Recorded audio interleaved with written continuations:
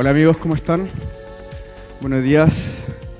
Veo una población muy joven, son de un colegio, el Liceo Alemán. ¿Hay más gente de otros colegios por aquí? ¿Cómo de qué cursos son ustedes, los más jovencitos?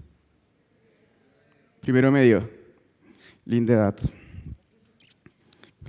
Son jóvenes, están llenos de energía. Después de 20 años empieza a doler los huesos, la articulación. No.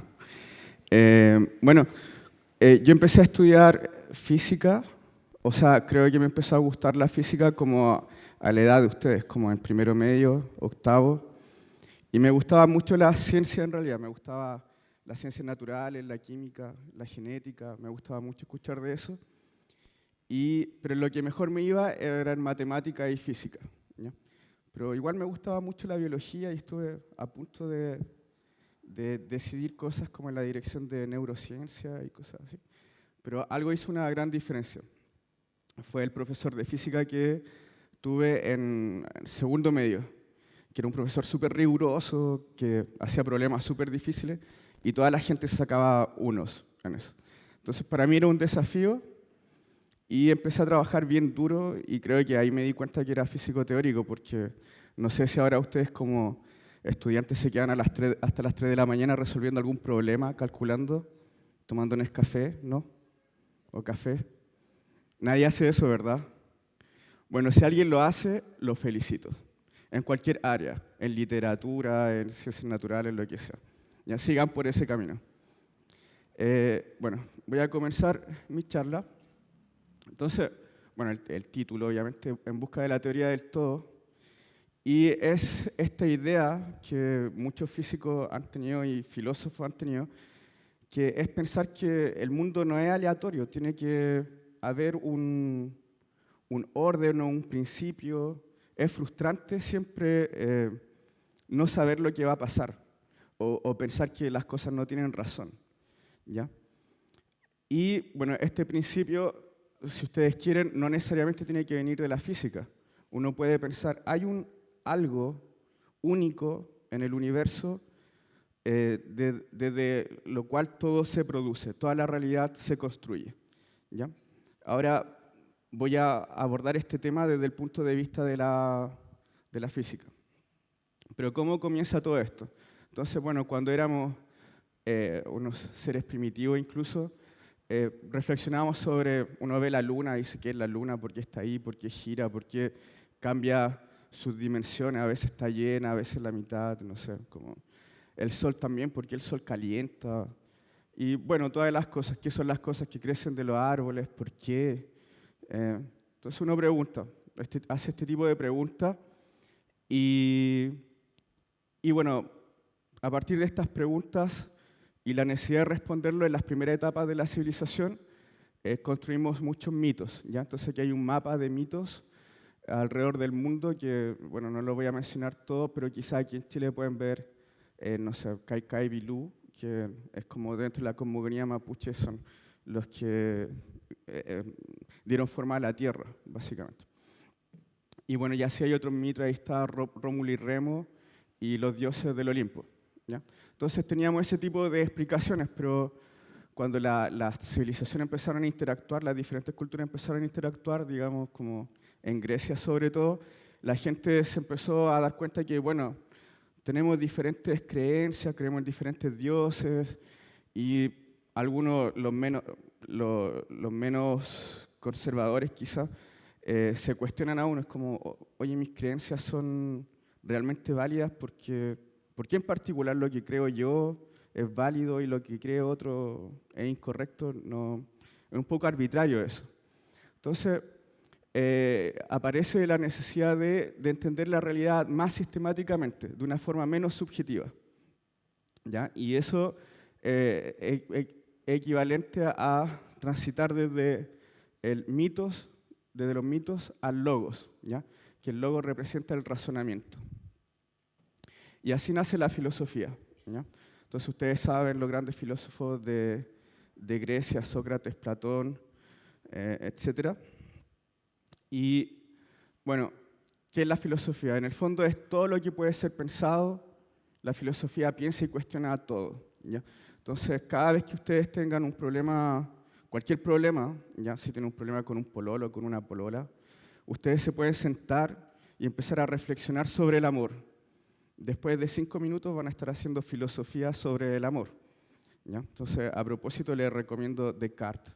Cuando tengan problemas del corazón y estén así llorando, lean Descartes, ¿ya? Descartes habla de que la relación del amor es una relación de dominio, ¿ya? Bueno, fue esa parte quizás, pero... Ya, entonces, bueno, aquí hay una serie de documentales, porque ahora ya no sé si enseñan filosofía en el colegio, así que... pero en YouTube está este canal que me gusta mucho sobre filosofía de Pablo Feynman, y son varios capítulos donde se habla mucho sobre filosofía de una forma muy pedagógica. Bueno, en algún momento apareció Roger Bacon, ¿ya?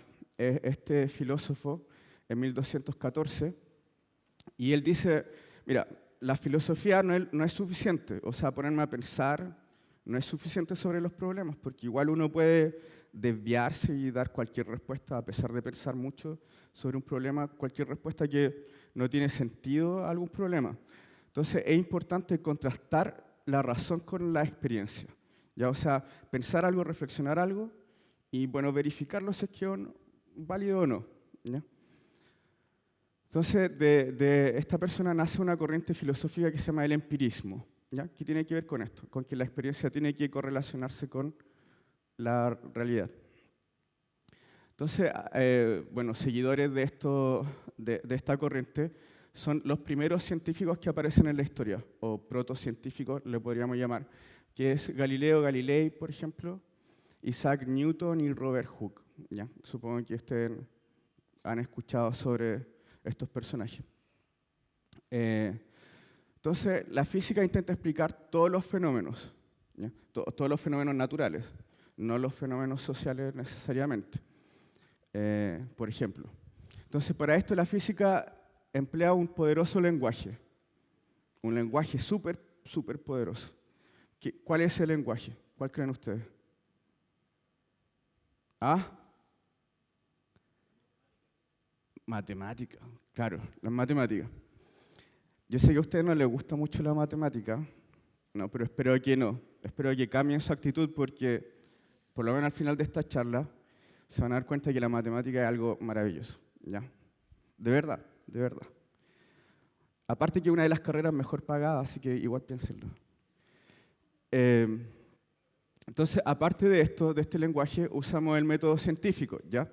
Entonces, el método científico es una serie de pasos por los cuales uno pasa para producir un conocimiento científico. Entonces, por ejemplo, uno puede partir en realidad en cualquier parte, en realidad, en cualquier parte, pero podemos empezar por observar, ¿ya? Bueno, el primer círculo es observar.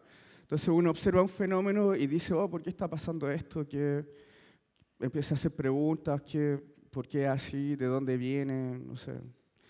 Y después uno genera alguna hipótesis, uno dice, ah, yo creo que es porque, bueno, pasa esto y bla, bla, y luego uno prueba la hipótesis, hace algún experimento, ya verifica si es que lo que uno piensa, la hipótesis es correcta o no, y concluye. ¿Ya? Y luego termina, o sea, no necesariamente con un report, pero uno queda con una conclusión de lo que pasa, y luego puede seguir elaborando ese conocimiento, observar más cosas, o hacer experimentos, forzar el modelo que uno obtiene, y estresarlo, digamos. Entonces, el objetivo del método científico y del lenguaje y de la física en general es obtener un modelo matemático, ¿ya? Que nos permita predecir el fenómeno. O sea, aquí lo que busca la física es la predicción y con mucha precisión, ¿ya? Y bueno, eso ahí es donde uno obtiene un modelo matemático. Ahí ustedes lo ven, recién graduado, tiene un futuro esplendor. ¿Es matemático él? No. Fenómenos. Entonces, la física quiere explicar los fenómenos, entonces hablemos de algunos fenómenos. Entonces, por ejemplo, ahí en el primer cuadro, ¿qué es lo que ven ustedes? ¿Es una manifestación de qué fenómenos? ¿Qué hay ahí? Hablen fuerte, fuerte. Tormenta eléctrica, ¿ya?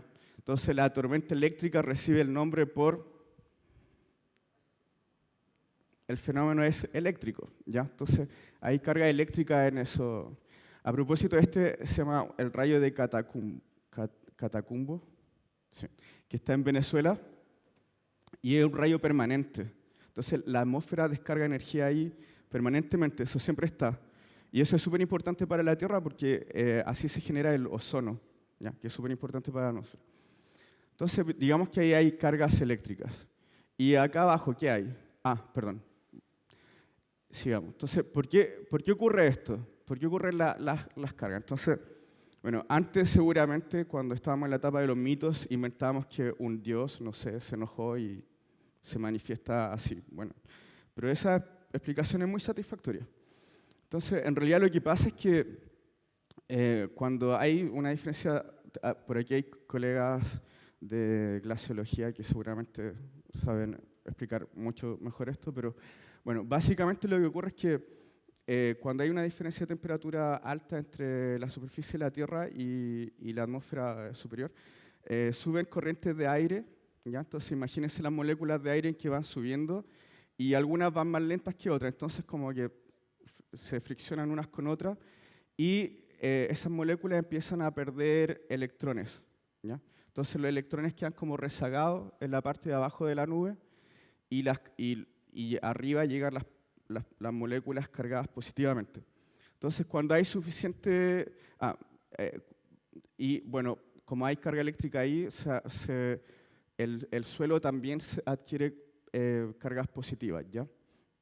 Entonces cuando hay suficiente carga, el medio de la nube deja de ser un aislante eléctrico y se forma una ruptura eléctrica. Entonces, las cargas repentinamente vuelven a su lugar para neutralizar la nube, ¿ya? Y eso son lo que pasa con este fenómeno de rayos. Acá abajo, Acá abajo, ¿qué es lo que vemos? ¿Qué fenómeno es este? Una aurora boreal. ¿Ya? Esto ocurre en el Polo Norte, desde los países escandinavos se ven estos fenómenos. Y bueno, ahí lo que ocurre es que esto se relaciona a partículas que se producen en la superficie del Sol y salen todas disparadas desde el Sol y ionizadas. ¿Ya? Eso significa que tienen una carga eléctrica distinta de cero. Pero está el campo magnético de la Tierra que funciona como escudo. Entonces lo que ocurre es que las cargas eléctricas se desvían y por la única parte por donde pueden entrar o son desviadas por el campo magnético hacia el polo norte, ¿ya? Entonces, digamos, por el polo norte magnético es por donde pueden entrar a la atmósfera y, bueno, uno sabe, digamos, en física se sabe que cuando una carga eléctrica está acelerada emite una radiación magnética y la radiación magnética se percibe en forma de luz. Ya. Entonces, ese es un fenómeno, estos ambos son fenómenos electromagnéticos. En este cuadrante, ¿qué es lo que vemos? Estrellas, quizá hay algunos planetas, ahí está la Luna. Ya, digamos que, y bueno, puse el mar ahí porque hay mareas. Entonces, esas son consecuencias de otra fuerza que está por ahí, que es la gravedad. Hay un estudiante por ahí que está diciendo todo muy correctamente. Bueno, eso es la gravedad. ¿Y qué ocurre? Lo que se sabe es que cualquier cuerpo que tiene masa, dos cuerpos que tienen masa, se atraen gravitacionalmente, ¿ya? Cuando los cuerpos son muy chiquititos, esa fuerza no se percibe, ¿ya? Pero cuando las masas son muy grandes, sí. Entonces lo que hace la Luna es, en el fondo, una masa muy grande que atrae la masa de agua y hace como que el agua se adquiera una forma diferente a la de la Tierra, más como un huevito, ¿ya? Que siempre está apuntando hacia la Luna. Entonces es un fenómeno gravitatorio. Aquí hay otra cosa, que es más difícil de ver, ¿ya? Esto es se llama cámara de vapor, ¿ya? Donde se encuentra vapor saturado, ¿ya? Entonces el vapor saturado es está lleno de vapor, pero cualquier perturbación, por pequeñita que sea, dentro de la cámara, dentro del vapor, hace que el agua se condense y se formen gotas de agua. ¿Ya? Entonces, esta cámara es suficiente para detectar otro tipo de fenómenos, que son los fenómenos de tipo nuclear. ¿Ya? Entonces, lo que ocurre es que bueno, cuando se desintegran algunos núcleos atómicos, generan partículas que salen disparadas y perturban las partículas de vapor y bueno, se condensa y se forman estos trazos, ¿ya? Que uno puede observar. Entonces, este es un fenómeno de las fuerzas nucleares. Entonces, bueno, así es como la física logró entender estos fenómenos sin tener que apelar a los mitos. Entonces, la física también es súper ambiciosa, ¿ya? La física quiere comprender todos los fenómenos a toda la escala, desde escalas subatómicas, que significa cosas que son mucho más pequeñas que los núcleos atómicos o que los átomos, hasta escalas humanas, que son escalas ambientales, ¿ya? Como las que estamos aquí, no sé, lanzo esto y sé exactamente dónde va a caer, y hasta escalas cosmológicas, ¿ya? Entonces, esta es como una foto del fondo electromagnético del universo, ¿ya? Entonces, así se ve en el fondo de microondas electromagnéticas del universo, que es como una representación del universo en un estado muy ancestral. Les dejo ese link para que vean una aplicación donde pueden ver, es como un viaje a través de las diferentes escalas, de donde pueden ver desde las escalas subatómicas hasta la estructura más grande del universo, y ahí explico algunas cositas, así que lo dejo por si les interesa verlo. Entonces, una pregunta. Si uno empieza a pensar cómo interactúan todas las cosas, por ejemplo, no sé, sostengo este puntero con mi mano y aquí hay muchas fuerzas interactuando. Está la fuerza de gravedad, está la fuerza de mi mano que impide que la cosa caiga. Pero también, no sé, está la fuerza del aire que está circulando alrededor de nosotros, que impide que nos movamos tan fluidamente. Entonces, uno podría decir, si uno empieza a ver todas las cosas en las cuales hay fuerza actuando, uno podría llegar a la conclusión de que hay muchas fuerzas. Y esa idea es un poco fea, porque, o sea, como que el infinito número de cosas es una idea que en realidad no es muy humana, ¿ya? Entonces, uno se pregunta si existen fuerzas fundamentales más fundamentales que otras, tal que todas las demás fuerzas, como las que se ilustran aquí, se deben a alguna combinación de estas fuerzas o alguna manifestación de estas fuerzas. Por ejemplo, aquí, estos niños están empujando esta persona en el carrito y, bueno, tocan con sus manos la superficie de la silla y de la espalda del niño y lo empujan. Entonces, en esos puntos, ¿qué fuerzas están actuando? ¿Cómo le llamaríamos? Movimiento, sí. Sí, uno está transfiriendo energía cinética en el movimiento, pero está dando un impulso. Cuando uno cambia la velocidad de algo, se dice que está dando un impulso. Bueno, entonces, en realidad, no es una fuerza, no es la fuerza de contacto en realidad, se percibe como una fuerza de contacto, pero en realidad lo que está pasando es que en cada superficie que entra en contacto están los átomos y las moléculas que constituyen esa superficie. Y bueno, lo que hace uno es acercar los átomos de las moléculas de una superficie con las de otra y los enfrenta. Entonces, lo que sabemos es que las cargas opuestas se atraen y las cargas iguales se repelen, ¿ya? Entonces, lo que ocurre cuando dos superficies se acercan es que, digamos, la nube electrónica de los átomos, de las moléculas y los núcleos atómicos que tienen la misma carga se repelen, ¿ya? Y hay una pequeña atracción entre los electrones del átomo de la otra superficie con los de esta otra superficie, con los protones de esta superficie, pero esa fuerza no supera la fuerza de repulsión de los otros, ¿ya? Entonces, por eso los átomos, en realidad cuando estoy haciendo esto y no puedo atravesar así mi dedo, es porque los átomos se repelen fuertemente, ¿ya? Entonces, la fuerza de contacto es o no una fuerza fundamental. O sea, no hay algo que se llame fuerza de contacto. Si hablamos de fuerza de contacto, en realidad estamos pensando en la interacción electromagnética, ¿cierto? Entonces, en realidad es una manifestación de la fuerza electromagnética. Entonces, no es una fuerza fundamental. Entonces, bueno, tiene que haber algún número de fuerzas, si no todas son fundamentales. ¿Cuántas fuerzas fundamentales hay? ¿Cuál podría ser un buen número? ¿Ah? ¿28? Sí, podría ser, no sé. 203. Sí, puede ser. Pero bueno, ¿por qué cualquier número? ¿Por qué un número específico? ¿Por qué 3, 4, 5? ¿Por qué? ¿Y por qué no solo una? O sea, ¿cuál es la respuesta más estética, creen ustedes?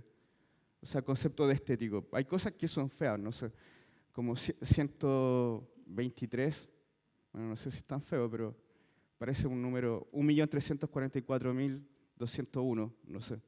Es como cualquier número.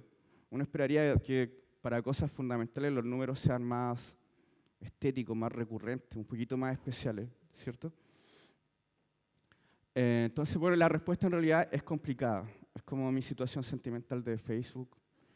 Así que, bueno, son cosas que pasan. Por eso estoy leyendo Sartre. No. Entonces, la respuesta de siempre es que en realidad hay 4 fuerzas fundamentales, ¿ya? Que es la gravedad, el electromagnetismo, la fuerza nuclear débil y la fuerza nuclear fuerte. Ya, en principio son 4, pero en realidad algunas de estas fuerzas son más similares que otras, ¿ya? Como que se parecen un poquito. Y quizás, bueno, la diferencia es solo aparente y en realidad son todas manifestaciones de la misma fuerza. Entonces, en ese caso estoy pensando como que en realidad lo que me gustaría es que hubiese solo, ¿cuántas fuerzas? Ah, más chico, más chico. Una, una. Eso sería lo bonito. No sé si le hace sentido pensar que una fuerza es más bonita que 4 y que todas sean manifestaciones de esa misma fuerza. O sea, obviamente que es mucho más bonito uno, ¿no? No. Eh, entonces, bueno, veamos, ¿en qué sentido se parecen? Al comienzo de que la teoría electromagnética estuviese completamente establecida, se pensaba que la fuerza eléctrica y la fuerza magnética eran diferentes. ¿Ya? Entonces, por ejemplo, acá está esta niña, ustedes han hecho experimentos que, bueno, o frotan 2 chalecos, no sé, o 2 objetos y después se lo ponen en el pelo así, se separan los pelos. Ya es una manifestación de la fuerza eléctrica que en realidad es electrostática, ¿ya? Que significa que es la fuerza entre cargas que no se están moviendo, ¿ya? Y está, no sé, como uno observa un imán que el fierro se pega al imán, no sé, y si uno pone 2 imanes enfrente del otro, como que se repelen si lo hacen en una dirección y si lo da vuelta, si se pegan súper fuerte. ¿Ya? Entonces, se pensaba que esas 2 fuerzas son cosas diferentes. Ahora, hubo un señor que se llama Maxwell, apellido Maxwell, que se dio cuenta que en realidad estas 2 fuerzas son diferentes manifestaciones de una sola, que es la fuerza electromagnética. Esas ecuaciones que están ahí, que son bastante lindas, son lindas, ¿verdad? Sí. Entonces, bueno, digamos que uno estudia física para entender lo que significan estos símbolos, ¿ya?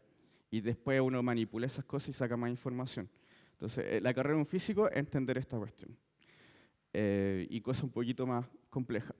Pero bueno, lo que hacen estas ecuaciones es relacionar el campo eléctrico, que se denota E, con el campo magnético, que se denota B. ¿Ya? Entonces, bueno, ρ aquí, esta letra ρ y epsilon son unas constantes. Ρ se refiere a la densidad de carga eléctrica. Entonces, esta ecuación dice, y epsilon es una constante del medio, ya es un número. Entonces, lo que hace esta ecuación es decirme cuál va a ser el valor del campo eléctrico si tengo una cierta distribución de carga eléctrica. Esta otra ecuación, la segunda, dice que, miren, esta ecuación es muy similar a esta. Entonces, si esta relaciona la carga eléctrica al campo eléctrico. Y esta ecuación es casi igual que la otra. Entonces, a uno le gustaría que aquí hubiese algo distinto de cero, para que sea más parecida a la otra. Entonces, uno podría poner acá rho prima o otra letra, ¿sí? Pero si esa es la carga eléctrica, y yo no quiero que esta ecuación sea igual a la otra, ¿qué el número que pondría ahí, ¿cómo lo llamaría? Si esa es carga eléctrica y ese es campo eléctrico, si aquí yo pongo un número y este es el campo magnético, lo debería llamar. Es reemplazar en la oración. Carga magnética, ¿sí? Ya, bueno, sí, eso es muy tentador hacerlo y hay físicos teóricos que lo hacen y estudian qué pasaría si existieran las cargas las cargas magnéticas. Pero la realidad es que las cargas magnéticas nunca se ha observado una. La carga magnética no existe, aparentemente, ¿ya? O sea, uno especula que existe la carga magnética porque produce muchos resultados, ¿ya? Muchas cosas interesantes en física, pero no lo hemos observado, ¿ya? Entonces, aquí esta ecuación dice que las cargas magnéticas no existen. Y esta otra ecuación relaciona, ahora aparece a un lado de la ecuación aparece el campo eléctrico y al otro lado aparece el campo magnético. Entonces, esta ecuación relaciona la variación del campo eléctrico en el espacio con la variación del campo magnético en el tiempo, ¿ya? Y viceversa. Esta ecuación también relaciona la variación del campo magnético en el espacio con la variación del campo magnético en el tiempo. St es por tiempo, ¿ya? Y bueno, otra vez, aquí podría agregar algo como un J, como este término, pero este J es la corriente eléctrica. Entonces, acá no puede existir ese término porque sabemos que no hay carga magnética y por lo tanto no hay corriente magnética, ¿ya? Bueno, entonces eso es un poco como lo que descubrió Maxwell, ¿ya? Y toda la teoría, toda la tecnología que está en sus teléfonos que funciona con electricidad es porque entendemos muy bien esas ecuaciones, ¿ya? Pero antes de que existiera Maxwell, como en el 1850, no entendíamos bien estos fenómenos. Entonces, en ese tiempo todavía era filosofía. Y 200 años después tenemos una tecnología súper buena que nos sirve a todos y es popular gracias a la comprensión de esto. La interacción débil. La interacción débil es una fuerza nuclear, ¿ya? Entonces, lo que ocurre es que pueden pensar que un neutrón es como un protón más un electrón, ¿ya? Entonces, un protón tiene carga positiva, ¿sí? Y un electrón tiene carga, y si sumamos las dos, da cero. Entonces, uno puede pensar que un neutrón es como un protón con un electrón y con otra partícula que no tiene carga, que se llama neutrino. Entonces, la fuerza nuclear débil es como la fuerza que mantiene, por decirlo así, el protón y el electrón juntos. Pero en algún momento esa fuerza no es suficiente y se desintegra, ¿ya? Entonces, y el neutrón se desintegra en un protón y un electrón y un neutrino, ¿ya? Esa es la fuerza nuclear débil. Ahora, ¿qué ocurre con la fuerza nuclear débil? La fuerza nuclear débil, ¿ya? Hay una descripción, se hizo una teoría, y resulta que es muy parecido al electromagnetismo, ¿ya? Entonces, estas cosas efectivamente se pueden unificar, ¿ya? Y aquí hay una cosa que, bueno, hay muchas ecuaciones. Esto se llama la función de Lagrange, ¿ya? Y esta función tiene información del campo magnético, o sea, del campo electrodébil, del campo magnético y de la materia. Esto R barra, R, L y L acá se refiere a las cargas que hay, ¿ya? A las cargas eléctricas y al neutrino. Ya representan eso. Entonces, un físico, como les decía, estudia física para poder entender esta cuestión y sacar información, ¿ya? Es como, eso si quieren es como literatura así en un lenguaje súper raro y uno lo que aprende es trabajar con ese lenguaje. Bueno, gracias a eso, el electromagnetismo se unifica con la interacción débil y aparece todo junto la interacción electrodébil. Entonces, este descubrimiento produjo un premio Nobel en 1979 por los tres autores de esta teoría. ¿Ya? Entonces, la unificación de la fuerza fuerte. ¿Qué es la fuerza fuerte? ¿Ya? La fuerza fuerte es lo que hace que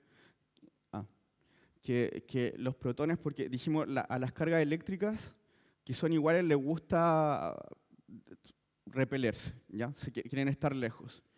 Entonces ustedes se pueden imaginar que la fuerza fuerte es como una personita que está ahí que tiene los brazos cortitos y si no puede agarrar los protones se van a ir lejos.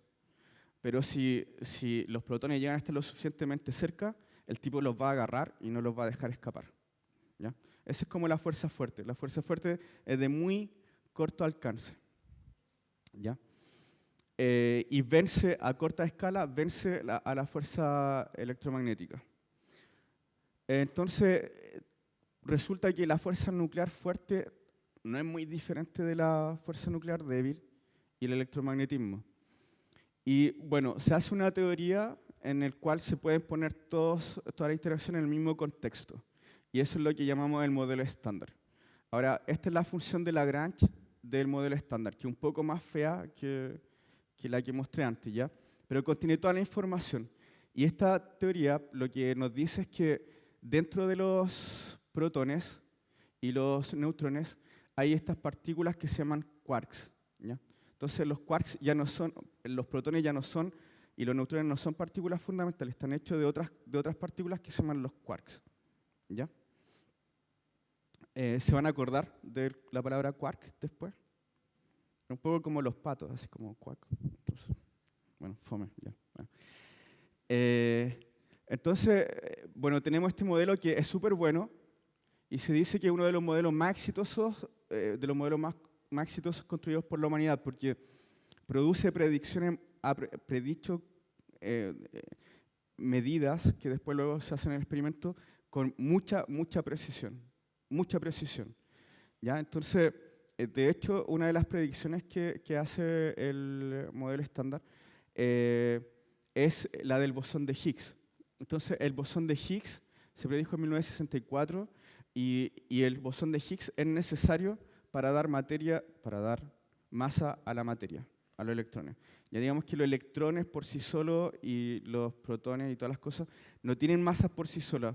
Lo que pasa es que son como, imagínense que ustedes son como una partícula livianita, ¿ya? Una persona livianita, pero entran a un lugar donde está lleno de otra gente, ¿ya?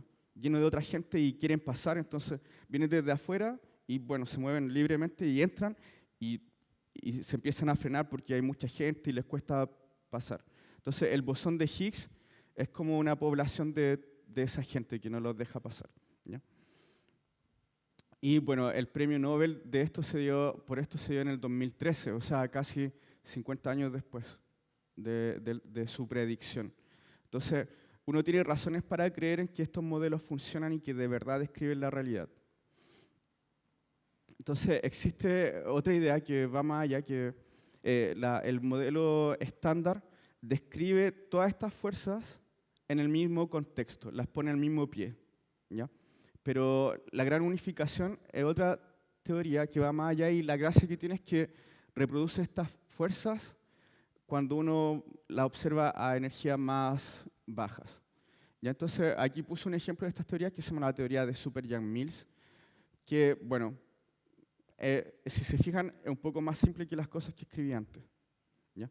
Y de hecho se puede escribir de manera más simple aún, un poco trabajando el lenguaje, ¿ya? Entonces recuerden esa teoría de Super-Yang-Mills. Entonces falta una fuerza. ¿De qué fuerza no he hablado? Gravedad. Muy bien, gravedad.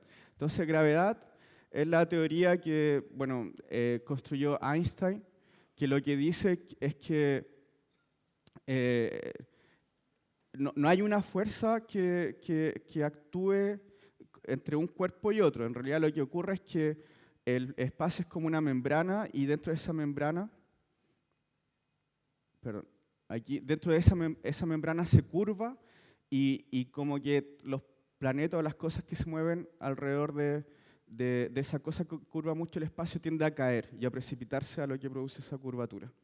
¿Ya? Entonces es el cuadro de Einstein y él escribió esta teoría que, si se fijan, es mucho más simple que todos los que les puse antes. ¿Ya? Entonces esta se llama la acción de Einstein-Hilbert, que es como una medida, digamos, como de la curvatura del espacio, ¿ya? Entonces, uno lo que hace es como intentar minimizar ese número. Uno calcula eso y un número, y uno lo intenta minimizar y sale lo que se llaman las ecuaciones de Einstein.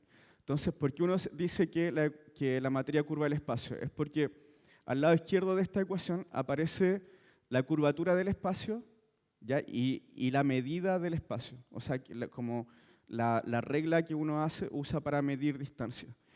Y a este lado aparece la energía de la materia. Entonces, si no hay materia, esta ecuación uno las puede resolver solo y es solo espacio, ¿ya? Pero si no, uno tiene que modificar esas soluciones que hay materia. Entonces, por eso uno dice que la materia curva el espacio. Entonces, la teoría de Einstein predijo la existencia de agujeros negros. Los agujeros negros son tan antiguas como la teoría de Einstein. Y bueno, solo ahora fuimos capaces de detectarlo. Hace poco, si ustedes escucharon o vieron en los medios, apareció este experimento que se llama LIGO, donde decían, medimos 2 agujeros negros que estaban chocando. Entonces han sido detectados. También la teoría de Einstein predice la existencia de agujeros de gusano, ¿ya? Que es literalmente casi lo que ocurre ahí, que es que 2 puntos del espacio se pueden conectar como por un túnel, ¿ya? Entonces, eso no ha sido detectado, pero si una predicción fue correcta y precisa, quizás la otra también. Entonces, quizás hay que esperar, no sé. Así funciona la física. A veces produce cosas que de verdad uno observa, y si no existen, uno tiene que cuestionar la teoría de Einstein y decir, bueno, le faltan modificaciones. Ya, entonces, otro premio Nobel más para la física por la detección de los agujeros negros y la elaboración de este experimento que se llama LIGO, que nos ayudó a observar estos agujeros negros. Entonces, hay hartos premios Nobel en física por muchas otras cosas, pero les presentamos como cosas así bien puntuales, históricas. Entonces, la unificación de la gravedad, ¿es posible? Hay a ver, ¿qué tenemos hasta ahora? Entonces, la fuerza electromagnética, la fuerza nuclear débil y la fuerza nuclear fuerte sí se pueden unificar, tenemos teorías que lo hacen y, bueno, funciona más o menos decentemente. Pero la fuerza de gravedad está ahí como que no quiere unirse. Ustedes vieron cuando puse las funciones de Lagrange de estas teorías, era bastante complicado, todo ese corcho, hacer una ecuación gigante. Y mientras que la de la gravedad era mucho más simple, mucho más concisa. Entonces, en realidad, no lucen muy parecidos las dos. Pero aún así nosotros insistimos en que tiene que unificarse de alguna forma porque nos gusta demasiado este principio de que hay una sola explicación para todas las cosas. Entonces, lo estamos persiguiendo. Pero igual es un poco diferente, entonces, pero bueno. Algunos números, digamos que, bueno, la intuición indica que sí, o sea, más bien, no sé si intuición, mi deseo de que ocurra, puede ser, indica que sí. ¿Y por qué ese principio de unir cosas y hacerlo cada vez más generales, cómo funciona? Entonces, en este caso, debería funcionar. Ahora, algunos cálculos así como uno dice hand waving, como con las manos, así como especulación, indican que esta unificación debería lograrse a muy alta energía, ¿ya? Entonces, si uno lo piensa, a baja energía estamos como en esta línea donde todas las fuerzas lucen como cosas diferentes. Si uno aumenta un poquito la energía, uno observa que la fuerza débil y la fuerza electromagnética se unifican. Si sube un poquito más la energía, se unifican estas tres, y uno esperaría que una energía mucho más alta en realidad se unifiquen todas, ¿ya? Entonces, es algo que se espera que ocurra a energías muy, muy altas. O sea, a energías de escalas cosmológicas, ¿ya? Entonces, bueno, no tenemos energía para hacer eso. O sea, necesitamos como un experimento del tamaño de la galaxia para verificar la unificación de la gravedad con las otras interacciones. Entonces debemos seguir confiando en nuestro lenguaje favorito, que ahora a todos les gusta, que es la matemática. Eso, ahora a todos les gusta la matemática. Muy bien. Entonces, la importancia de este lenguaje. Ahora, nosotros confiamos firmemente en este lenguaje, ¿ya? Porque este lenguaje nos da respuesta. No es cualquier lenguaje. Entonces, la matemática, si lo piensan, es un lenguaje que ya vieron ustedes que hay muchos símbolos. Y hay reglas para su yuxtaposición. O sea, uno puede poner un símbolo al lado del otro si satisface algunos requisitos y luego cuando uno lo junta produce otra cosa que es como un poco como el ajedrez. Hay muchas reglas, ¿ya? Pero si uno aprende a jugar, puede jugar. Entonces, este lenguaje es como un lenguaje perfecto en el sentido de que yo no puedo escribir cualquier lecera, ¿ya? Por ejemplo, si escribo 2 por 3 igual 3, todo el mundo, un extraterrestre, me puede decir, eso está malo, ¿ya? Eso no es correcto. Lo que es cierto es que 2 por 3 igual 6, ¿ya? Eso es correcto. Entonces, la matemática lo que hace es como nosotros tenemos una base de datos que nos indica que los modelos son correctos y que la matemática funciona y que es súper predictiva. Entonces, nosotros queremos seguir trabajando con eso, usar más matemática y construir otros modelos. Entonces, bueno, cuando estaba haciendo esto me acordé de esta película de Arrival, ¿ya? Que son unos extraterrestres que llegan a la Tierra y se instalan con esa nave en forma de huevo y toda la humanidad especula de por qué están estos tipos acá. Así como, ¿qué están haciendo? Nos quieren invadir, nos quieren matar. Todo. Bueno, es un spoiler alert, sorry. Bueno, y en realidad lo único que quieren ellos es dejarnos su lenguaje como tesoro. O sea, ese lenguaje supuestamente va a ayudar a la civilización a desarrollarse al próximo paso. Entonces, bueno, si no conociese la matemática, yo pensaría que ese lenguaje es la matemática. Bueno, entonces lo que vamos a hacer para lograr esta unificación de la gravedad con la otra fuerza es usar todo lo que tenga nuestro cerebro. Entonces, criterio de consistencia matemática, que es como trabajar con el lenguaje, bla, bla. Estética también aparece. La estética es una rama de la filosofía que abarca muchas áreas y en la ciencia exacta está presente. Filosofía, para pensar así súper abstracto, como desde lo más alto posible y observar la realidad y así como, no sé. Drogas no están permitidas en esto. Perdón, ¿ya? Intuición. O sea, todo lo que yo sé, ya toda mi experiencia la voy a tratar de usar y bueno, finalmente el prueba y error, ¿ya? Prueba y error, así como ya sabéis que no sé, no me da más el cráneo, voy a intentar cualquier cosa y si funciona, funciona y si no, no. A veces funciona, es lo más desesperado, pero bueno, es una técnica. Entonces, ¿por qué dije estética? O sea, ¿cómo luce una ecuación bella? ¿Se imaginan cómo luce una ecuación bella? Es una ecuación bella, ¿ya? Esa ecuación contiene información, describe la interacción electrodébil, fuerza y fuerte en ausencia de materia, ¿ya? Estas son como una de las ecuaciones de Maxwell que escribí al comienzo, ¿ya? En ausencia de materia. Entonces, F acá sería el campo electrodébil o el campo fuerte y D es como lo que uno llama un operador. Entonces, el operador D agarra el F y le pega una vuelta, ¿ya? Así como lo enreda un poco y lo dice igual a 0. Entonces, después uno lee, cada componente tiene que ser igual a 0 y eso me va a decir que el campo magnético se propaga de alguna forma. Y esta otra dice como, bueno, voy a agarrar F, ¿ya? El campo que estoy estudiando, le voy a aplicar una operación que se llama Hodge, el operador de Hodge, y el operador de Hodge lo va a agarrar, le va a dar otras par de vueltas y después agarra el operador D y le doy otro par de vueltas y produce otra información, ¿ya? Así funciona la cosa. Entonces, para cualquier físico, esta es una ecuación muy bella, ¿ya? Entonces, bueno, en ese sentido aparece la estética en este asunto. En realidad, la estética, si usted lo piensa, o sea, una vez vi un documental que hacían un experimento donde habían bebés y les ponían caras, ¿ya?, de personas. Entonces veían las reacciones de los bebés. Y los bebés a veces ponían cara fea, ponían cara así como sonreían. Y se dan cuenta que efectivamente los bebés sonríen más o perciben mejor las caras que consideramos bonitas. ¿Ya? Y bueno, después decían, ya, ¿qué significa que la cara sea bonita? Entonces trataban de identificar los rasgos generales y lo que ocurre es que las caras bonitas tienen más simetrías. Eso significa, tener una simetría significa que yo no necesito conocer todo el objeto, solo necesito conocer una fracción del objeto para reconstruirlo por completo. Entonces, por ejemplo, una esfera tiene simetría, valga la redundancia, esférica.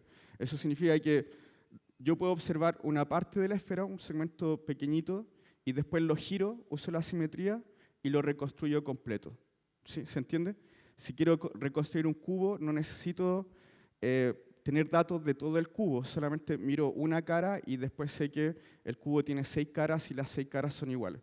Así funciona la simetría. Entonces, imagínense, para el cerebro, ver una cara más simétrica significa que uno tiene que escribir menos datos en su memoria, porque uno solamente identifica los datos, los rasgos principales, y la memoria reconstruye todos los otros datos. Entonces, de la misma forma, creo que la razón por la cual en física nosotros encontramos que este tipo de expresiones son bellas es porque nos causan eso. Aquí hay mucha información, pero escrita de una manera muy concisa.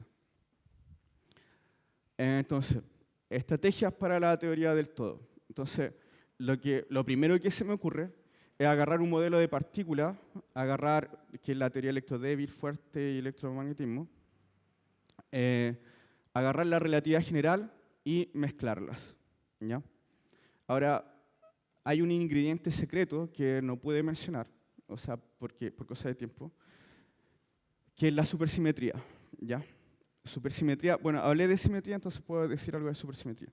Supersimetría es como una simetría entre las interacciones, como entre el campo magnético, es como un tipo de simetría así, como entre el campo magnético y las cargas eléctricas, ¿ya? Que de alguna forma relaciona algo que son partículas cargadas o que uno llama fermiones con las partículas que llevan las interacciones que se llaman bosones. ¿Ya? Entonces hay una simetría que produce uno a partir de otro. Entonces eso me permite saber que si conozco las interacciones, como que podría conocer las partículas que tienen que existir. ¿Ya? Eso es más o menos como lo que podría ser supersimetría. ¿Ya? Así muy concisamente contado. Y entonces uno agarra el modelo de partículas, relatividad general y supersimetría y cocina esto que es lo que llamamos supergravedad. ¿Ya? Entonces supergravedad es una teoría que efectivamente contiene partículas, la física de partículas y un modelo de gravedad. ¿Ya? Esa teoría se puede escribir, una forma de escribirla es esta ecuación, esta sería la ecuación de Lagrange. Ahora, eso después si uno lo expande, digamos que uno usa estos trucos que les decía, uno sabe que este operador actúa sobre esa cosa y lo revuelve y saca otras cosas, uno puede escribirlo de esta forma. ¿Ya? Solo voy a decir que el primer término es la teoría de gravedad de Einstein. ¿Ya? Ahí está la gravedad de Einstein. Y por acá abajo están las partículas. Ahora, el problema de esta teoría es que el comportamiento microscópico no está garantizado. Comportamiento microscópico significa que a muy pequeña escala la teoría funciona, ¿ya? Pero a muy pequeña escala funciona otra cosa que se llama la mecánica cuántica, que no tuve mucho tiempo de hablar de ella tampoco. Pero bueno, lo que ocurre es que a pequeña escala la materia no se comporta clásicamente, no es predictible, ¿ya? No se puede predecir mucho. Por ejemplo, un electrón puede estar en muchos lugares simultáneamente, ¿ya? Una persona no puede, ¿ya? Un electrón puede pasar, no sé, por esta madera, no sé, y no le pasa nada, ¿ya? Entonces, bueno, la mecánica cuántica es así, la mecánica cuántica es probabilista, ¿ya? Entonces, uno solo tiene posibilidades de medir probabilidades. Hay probabilidades de encontrar el electrón en alguna situación particular. ¿Ya? No como este objeto que si yo lo lanzo, yo sé exactamente dónde va a estar el centro de gravedad en cada momento. Un electrón no, porque un electrón se puede ir como por la trayectoria clásica y por otra se puede desviar, se puede dar una vuelta por allá y ya. ¿Ya? Entonces, bueno, la mecánica cuántica es así. Y lo que ocurre con estas teorías es que el comportamiento cuántico no está garantizado y bueno, ese objeto de estudio, ¿ya? Que eso ocurra, que de verdad sea consistente con la mecánica cuántica. Y tampoco reproduce perfectamente el modelo estándar, porque predice más partículas de las que uno vemos, de las que vemos. Entonces, no es tan bueno, ¿ya? Pero es muy bonito. Otra posibilidad es cambiar el paradigma, ¿ya? El paradigma de física de partículas es que, la palabra lo dice, la materia está constituida de partículas y las partículas son objetos puntuales, básicamente, ¿ya? La teoría de cuerdas lo que propone es que la materia está construida de cuerdas, ¿ya? O sea que cuando hablaba de quark y de los electrones, la teoría de cuerdas dice que en realidad estas partículas son manifestaciones de la cuerda. Entonces imagínense la cuerda de un violín vibrando. Cada nota, cada frecuencia que es diferente sería como una partícula diferente. Ya, eso es teoría de cuerda. Y bueno, uno puede escribir, esto se llama el principio de acción también, que es como la ecuación que mostré antes, y que es la acción de teoría de cuerdas, ¿ya? Entonces, este en particular es tipo 2b. Bueno, ¿qué ocurre? El comportamiento a escala microscópica está garantizado, pero las dimensiones del espacio-tiempo tienen que ser 10, ¿ya? No 4. Nosotros actualmente percibimos 4, ¿ya? Entonces, eso es como raro, ¿ya? Y tampoco reproduce exactamente el modelo estándar. Entonces, como que unifica, pero no está bien relacionado con la realidad. Entonces, bueno, una pena. ¿Qué pasa con las dimensiones extra? Las 6 dimensiones extra, se dice que, mira, lo que pasa es que esas dimensiones extra existen, pero no las percibimos porque son muy pequeñas. Entonces, por ejemplo, si ustedes ven a esta persona que está caminando por la cuerda, esa cuerda se ve como una línea, ya con un objeto de una dimensión. Pero si un bichito en la cuerda se da cuenta que se puede dar una vuelta completa alrededor de la cuerda. Entonces, él se da cuenta, porque es muy pequeñito, que hay una dimensión que está enrollada, ¿ya? Entonces, pero en este caso son 6 dimensiones. Entonces, lo que dice teoría de cuerdas es que esas dimensiones que están enrolladas son un poco más complejas y tienen 6 dimensiones y son unas geometrías que se llaman de Calabi-Yau, ¿ya? Entonces, un nombre nomás por si quieren ver. ¿Ya? Entonces, eso es lo que produce, y esta teoría de dimensiones pequeñas compactificadas se llama teoría de Kaluza-Klein. Ahora, el otro problema es que debería haber mencionado que en realidad hay varias teorías de cuerdas diferentes y también tenemos supergravedad. Entonces, la teoría del todo que estoy buscando, la teoría de unificación, se me va un poco a la espalda porque yo quiero una teoría, no quiero 5. Entonces, si hay 5, alguna tiene que estar mala, ¿o no? Entonces, bueno, apareció este personaje que se llama Edward Witten, que se dio cuenta que entre las diferentes teorías de cuerdas, aquí está la teoría tipo 1, tipo 2, cuerda heterótica, está supergravedad y esta otra teoría de cuerdas. Él se dio cuenta que todos estos modelos aparecieron como teorías diferentes, ¿ya? Entonces la gente dijo, no pueden existir, no pueden ser todas diferentes. O sea, eso va en contra de mi principio de unificación. Y de lo que se dio cuenta Witten es que uno podía agarrar como un operador, ¿ya? Agarrar una teoría, revolverla, darle un poco de vuelta y reproduce otra.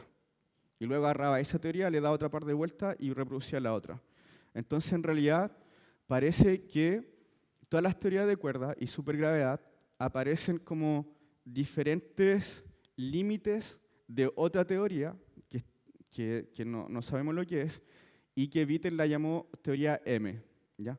O sea, esa teoría debe existir, pero no sabemos bien lo que es, pero sabemos que conocemos, es como una casa y conocer toda la esquina de la casa, pero no poder entrar a la casa y saber lo que hay adentro. ¿Ya? Y a esa teoría Witten la llamó teoría M. ¿Ya? Algunos dicen que es por madre, pero teoría madre, pero algunos dicen que en realidad es la W de Witten al revés. ¿Ya? Entonces, bueno, esa es la historia con teoría M, y ya para finalizar. Entonces, digamos que esto representa como supergravedad y esto teoría de cuerda. ¿Ya? Entonces, como que llegamos a una solución que es súper bella.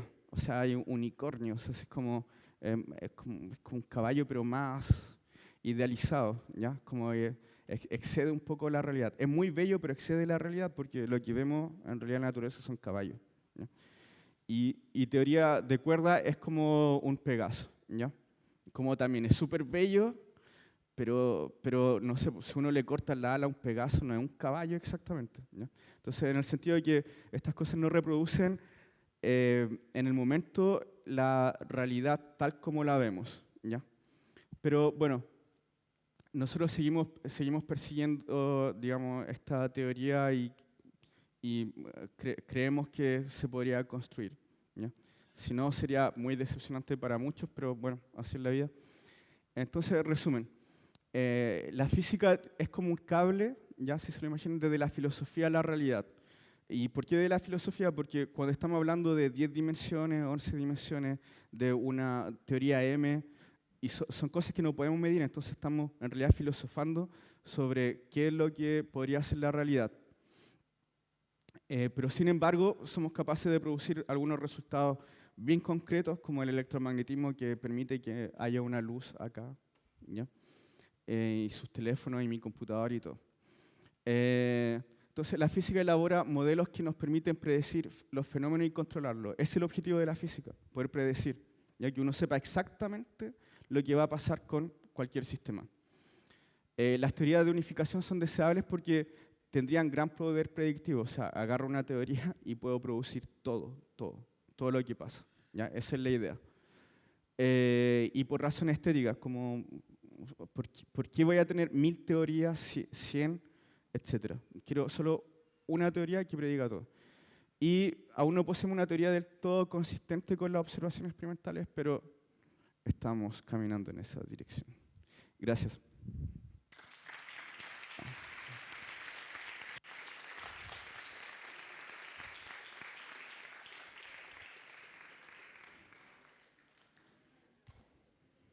Ya.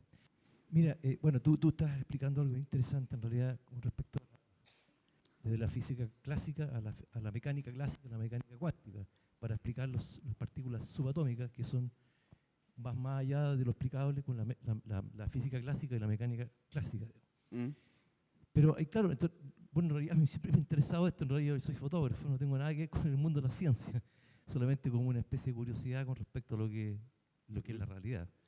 Porque todos vivimos en un espacio dimensional y curiosamente siempre nos estamos preguntando qué sucede, por qué estamos en este espacio. O sea, claro, tú hablabas de los quarks, de las subpartículas atómicas, y a veces uno piensa, y no sé, ¿qué pasa con el punto de vista del observador frente al desarrollo de estas partículas, digamos? Pues el observador tiene una importancia, tiene una gran importancia, Sí. porque ¿cómo se comportan estas partículas desde el punto de vista del observador, digamos? Sí. Bueno, en estas teorías, claro, o sea, cuando uno no habla de mecánica cuántica, el observador está ahí viendo y no pasa nada, uno no afecta el sistema, ya uno ve y el sistema se ve inalterado por mi presencia cuando veo lo que está ocurriendo. Pero eso es solo una aproximación. En la realidad, el hecho de que uno se esté observando algún fenómeno lo afecta. Solamente cuando los fenómenos ocurren para grandes cantidades de materia o escalas grandes, no microscópicas, esos fenómenos, esas perturbaciones las puedo despreciar. Pero en la mecánica cuántica no. Entonces, en la mecánica cuántica, por ejemplo, dice que para un electrón yo no puedo medir la velocidad y su posición al mismo tiempo. Tengo que decidir qué puedo observar. Claro, Y ese es un problema filosófico importante cuando uno habla de gravedad, por ejemplo, porque uno gravita y uno está dentro del espacio. Entonces, como observador, afecta la observación. Entonces, es un poco más complicado. Pero es cierto, el observador en general afecta las observaciones. Con respecto a que usted había mencionado de que cuando se trata de unificar las fuerzas trabajando con la tercera dimensión, o sea, la dimensión que vivimos, es imposible unificar lo que es la gravedad con el resto de fuerzas. Pero cuando se trabaja con, si añadiéramos más dimensiones a lo que es el sistema, funciona. Pero ¿en qué se diferencia en qué varía en que la unificación de la fuerza pueda juntarse cuando se añaden dimensiones? Ah, sí. Es que hay una cosa, de nuevo, con la mecánica cuántica. Entonces, todo lo que yo mostré cuando escribía el principio de Lagrange, esas ecuaciones que escribía, son ecuaciones clásicas.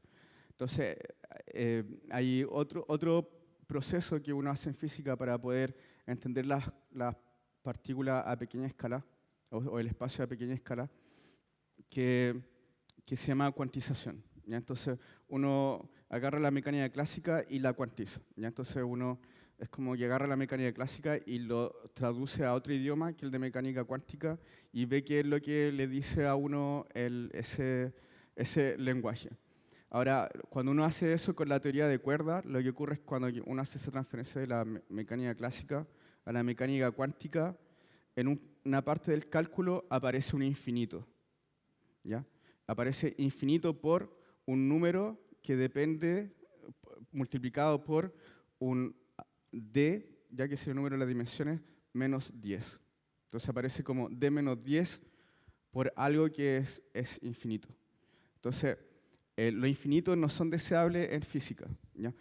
Infinito es como una abstracción, pero nosotros nunca observamos en la naturaleza cosas infinitas. ¿Ya? Es solo un concepto matemático. Entonces, para eliminar ese infinito, tenemos que decir que d vale 10, para que sea 0 por un infinito de un orden menor que ese 0. Entonces, por eso es necesario que la dimensión del espacio-tiempo sea 10. Bueno, primero que todo, felicitarte por la presentación. Es como súper clarificadora para las personas que no somos tan estudiosos del tema, más que aficionados. Gracias. Pero te quería hacer la siguiente consulta. A nivel, ¿qué me dices tú personalmente? ¿Qué pasa si aparece una quinta fuerza? Que hasta donde yo tengo entendido, sí apareció. Sí. Hay estudios acerca de eso y es si es que esta teoría de unificación le da cabida a una quinta fuerza después de todo lo que ha costado incluir la gravedad. Sí.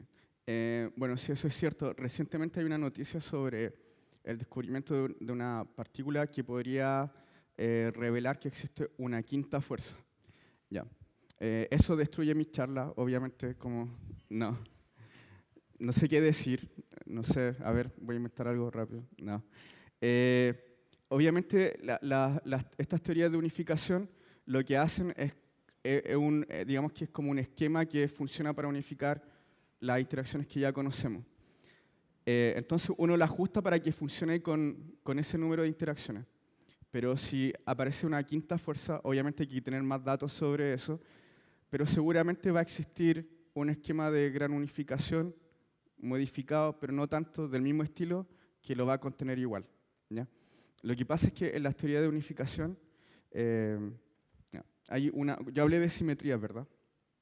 Entonces, las interacciones, las fuerzas, tienen que ver con simetrías. ¿Ya? Entonces, el electromagnetismo tiene que ver, por alguna razón, con una simetría que se llama U1, que es la simetría del círculo, ¿ya?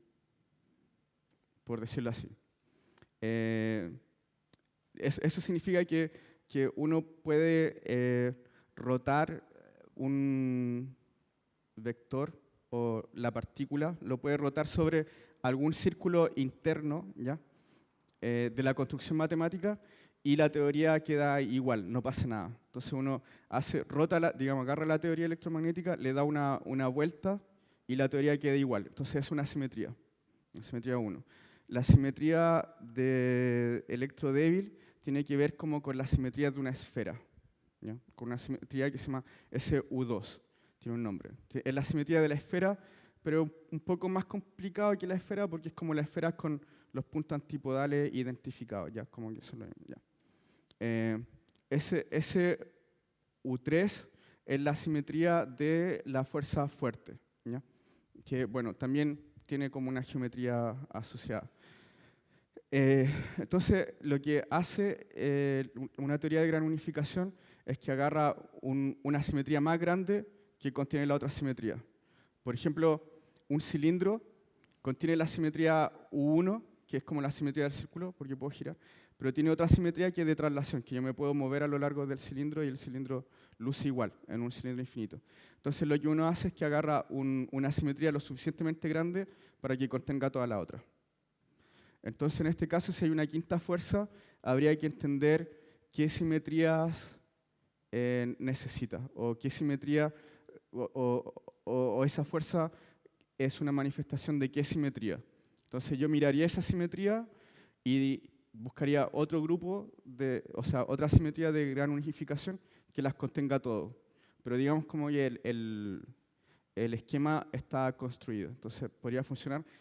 Y si no es así, sería lo más divertido, porque cuestionaría mis modelos y significaría que tendría que hacer algo mucho más complejo o pensar mucho más lo que tengo que hacer, y quizá eso sería de ayuda. Pero en cualquier caso, algo interesante, eso podría hacer.